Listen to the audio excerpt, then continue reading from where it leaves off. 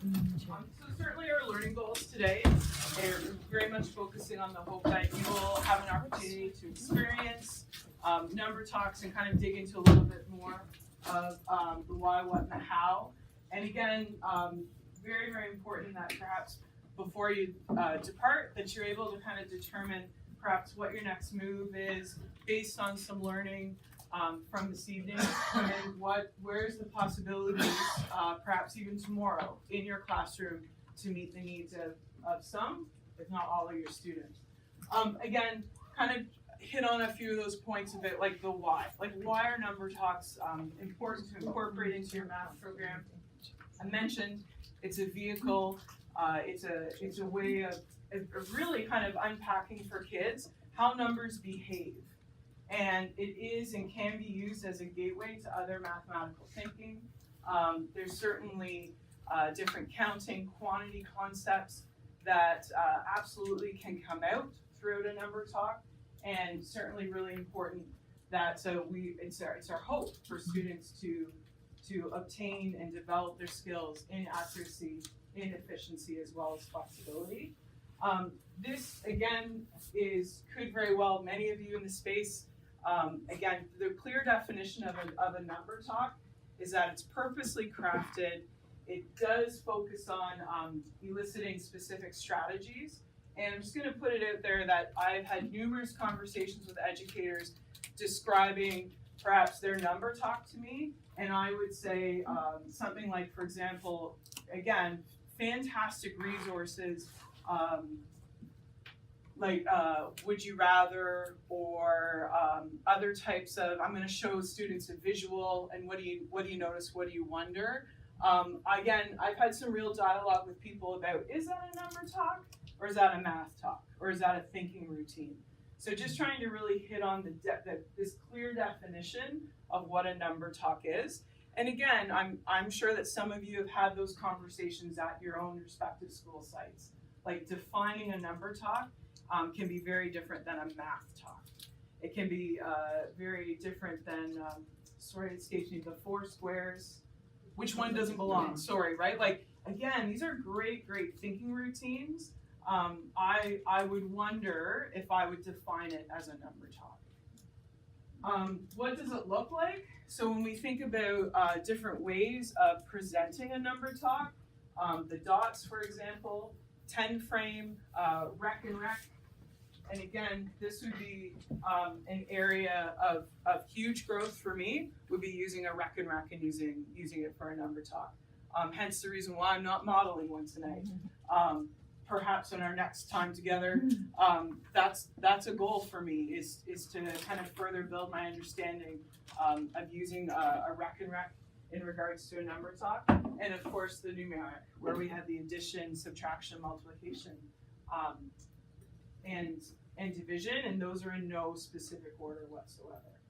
So this is the really clear message that been working really hard with educators, and it's really the focus is like, what is the purpose of your number talk? So it's super important that you're able to articulate that. And there's different purposes for number talks, and you can see some of the different reasons behind it. It can be to establish a routine. Perhaps it's a way to work on different transitions within your space. It's actually building and fostering a positive math culture. And absolutely, like, there is that building of math understanding. It's super important that we're able to articulate each and every day, what is the purpose of a number talk? What might the barriers be? This is a really important question that a lot of educators bring to my attention, and this is thinking about it through like a universal design lens. So understanding that you might be thinking of some of your students right now, and knowing their needs and knowing them as learners, you perhaps, if, for example, I come back to this dot talk, and let's say I covered it up, you might be thinking about some of your students who are like, you know what, their learning needs, they can't hold that image in their minds. So their working memory may not allow them or give them that ability at this moment to do that. So understanding and already thinking ahead, like, what are some of the barriers to the number talk, and really front loading that. Perhaps for that, for some learners, maybe I do hand out a whiteboard during a number talk and allow a few students, because I know them as learners, that I'm going to be okay with them recording down their information in order to hold that in their mind. Again, it's the barriers. We don't want anyone to think that that's a negative. It's a lens that we have to take about, I got to think about my kids, and is this whole group, or am I going to use this maybe for a small guided group, right? So again, just wanting to put that question there for you to kind of be thinking forward about what the possible barriers might be. And some of that might already be within your mind and thinking about it. As we purposely plan a number talk, we are actually kind of almost filtering down, what am I looking for, what am I listening for?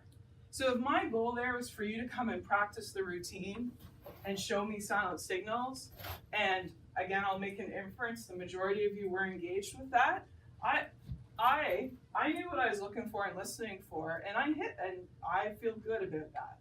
All right, so it's super important that we know what we are looking for and listening for.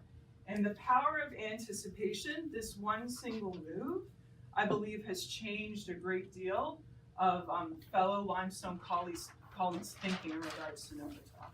It is about the power of anticipation. So I want to show you this. We just did this. How many dots? How do you see them? This was my anticipation. So I used a Show Me app. I pulled the picture.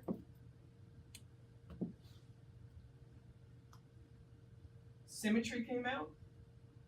So I was thinking forward about what are all the possibilities. What could my learners bring to the table? Possibly. Subitizing came out.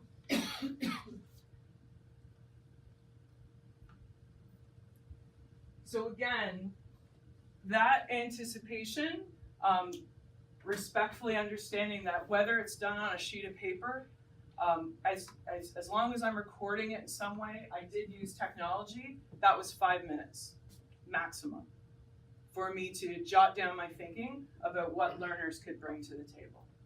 So that is the power of anticipation. I'm also very much wondering and keeping myself held accountable for noticing and naming strategies. So yes, the word subitize kind of flows off my tongue right now. And that's because I have worked through this journey of actually being able to notice and name some of the key strategies. Ask me any questions about that or anything so far. Or a silent signal, we're good to continue. Yes, by all means. I'm wondering if you've got some students, I teach school of community. Yes. So I'm thinking the first time I try this, they might not give me anything. Okay. What if I scaffold it a bit for them? Maybe do a little bit of modeling so they get the kind of general idea. I think you're answering your own question. Right. I love that. All right. Absolutely. Okay. For sure, right? You want students to be successful, and I absolutely appreciate that there are some learners that need to have this modeled, or they need to actually perhaps even turn and talk to one another before they share with me. Because sometimes it's that peer, hey, did you see 4 on top of that? Okay, I did too, right? So it's also that scaffolding is super important, for sure. And you know your kids, and I know for different aspects of number talk, it can seem extremely you must do this. And I'm going to say, you know your kids and you know what needs to happen with them. Absolutely. And perhaps it's a goal. So by week's end, I'm going to see if I have 1 or 2 students are able to communicate what they see and how they see dots in particular. I might even use the same image, to be quite honest with you. Absolutely. Over several days. Absolutely. Yes, Kelly. I'm just curious, I have a 5-6 split. Yes. It's pretty much even with each group. Do you ever take the 5s and do one number talk and I'm just thinking of the whole group, some of my 6s might dominate and the 5s wouldn't want to participate as much. Okay. Anyone want to speak to that? Christy? So I have a 5-6 split, and we just do it all together. Yeah, and the emphasis is that we get different voices from the group, and it works. I was gonna mention, like, I think as well, being a facilitator at the front of the room, I'm really honest with the kids about things that I'm working on when I'm listening to them share their ideas. So I really want to show your thinking using the number line if that's what I'm gonna be working on today, so they know that sort of, you know, they're doing thinking, but I'm also, you know, yeah. And depending on educators that are in your space, certainly been in spaces where perhaps in order to meet the developmental needs of the kids, that there are 2 number talks running at the same time. And again, that completely depends on support that you have. And again, being really respectful and understanding that there are some number talks that perhaps may meet the majority of needs. And again, this is about being really patient and kind to ourselves regarding that, and trying some different things as well. Yes. I was just wondering where to get different ideas, so I did my own thing. This was one of the first ones that I did, and it's a little simpler for some of the younger ones, but I just Googled dot talks, and just Googled dot talks, and you've got like tons of ideas that are all just on the images of Google, so Absolutely. you just can go and find something that you think would work for your group. Joe Bowler's work, Yes. U-Cubed, like That that's was Joe Bowler, absolutely. was that one. Steve Wyberty is another individual, and I want to add that I'm going to share all this information from this evening, and in the notes of the slides, I put some live links to some different sites. But you're right, you Google it, you're going to find some different possibilities. And I would say as you Google that, like, you're also determining, you know, what would work for my kids? Like, how many dots is too many? Or what do I want to try and uncover here? What do I want to know, or where do I want to push them towards as well? Really important too that as, for example, as we think about anticipating what's going to happen within a number talk, we are then making our thinking visible. So for ourselves, in order to have a conversation with another educator, and the power of being able to say, you know, to someone, hey, how do you see these dots? You know, it can be a great conversation with a fellow adult colleague, and even having a bit of a comparison, like, hey, you know, you do this dot talk, I'm going to do the same one, and let's see where we land with the student thinking. It can certainly lead to a great deal of rich dialogue, and that's no different when we anticipate for an addition number talk or a multiplication, division. The power is in that anticipation and then being able to reflect upon it. So I could absolutely take my anticipation there and I could reflect upon it and see what came out, what didn't come out. Is it Richard? Is that right? Yes. Is that right? So, you know, Richard, you mentioned kind of like a robot, right? Like, so I'm already thinking like, oh, I wonder if that's how you saw that, or, right? Like, so again, it's that power in the anticipation side of this. So we are going to move into, I'm going to give you some choices here. So in regards to facilitating an addition number talk, we're going to move into a numeric number talk. Tracy's going to facilitate a French number talk on this side. I'm going to facilitate an English number talk on this side of the room. There's also a choice for you. I wanted to show you that brought some different resources. So this is Number Talks Curriculum Matters. So you may or may not have seen this. It was created by the curriculum team last year. And inside is an insert with addition, subtraction, multiplication, division, the example of the strategies, so making that thinking visible with the names of the strategies in both English as well as in French. And the idea behind that is within Limestone as a system, the power of using the same language, or attempting to for that matter. And so again, this is a resource that you can feel free to take with you when you go, or even come and grab it. There's that. Another thing that came out, was released in August of 2018, would be, again, respectfully understanding that there is a new political party who is kind of running the show, for that matter, at the Ministry of Education, that they released focusing on the fundamentals of math. So this was a teacher guide that was released in August, and in this particular guide, it very much unpacks perhaps the vision, or where the learning is going to land in mathematics in Ontario. And again, if you haven't had a chance to look at this document, it would certainly be our hope as a math program team and yourself that you will see that great things have been happening at Limestone.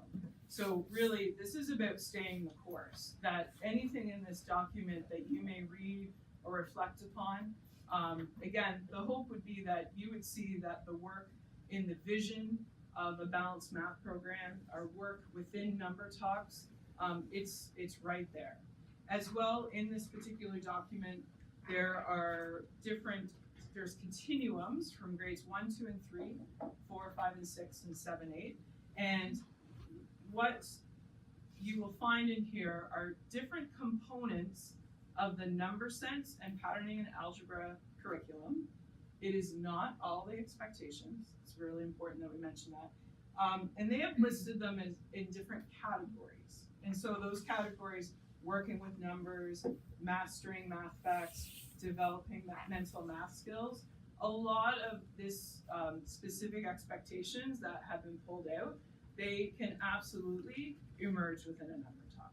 So those are some documents there. There's English and a French version, and as well as some other resources that are hopefully in your school sites. And again, fully respect how resources can seem to walk, and you may not actually see them, but these particular resources have been placed at every school. And again, a few of those are at the back table. So giving you some choice. So if you'd like to kind of be a part of an addition number talk, it's gonna happen here. French addition number talk is gonna happen with Tracy. And I'd also give you the opportunity for the next 10 minutes or so. If you would like to do some reading or take a look here, the choice is completely up to you.